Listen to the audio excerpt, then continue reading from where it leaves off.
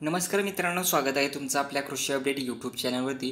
मित्रांनो, राज्यात येत्या काही तासामध्ये आता जोरदार पावसाचा इशारा काही परिसरामध्ये हवामान खात्याने दिलेला आहे. चक्रीवादळ अतिशय तीव्र झालेले आहे, तर त्यामुळे राज्यामध्ये काही भागांमध्ये वादळी वाऱ्यासह जोरदार पाऊस होत आहे. आजही पुन्हा पावसाचा इशारा हवामान खात्याने दिलेला आहे.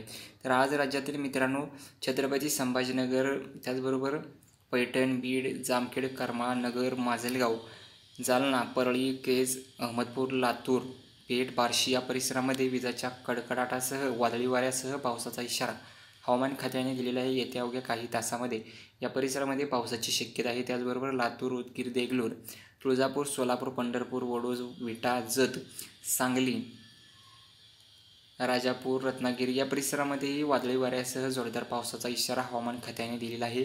या परिसरांमध्ये कालही पावसानं जोरदार हजेरी लावली. आज पुन्हा जोरदार वादळी वाऱ्यासह पावसाचा इशारा या परिसरामध्ये हवामान खात्याने दिलेला आहे.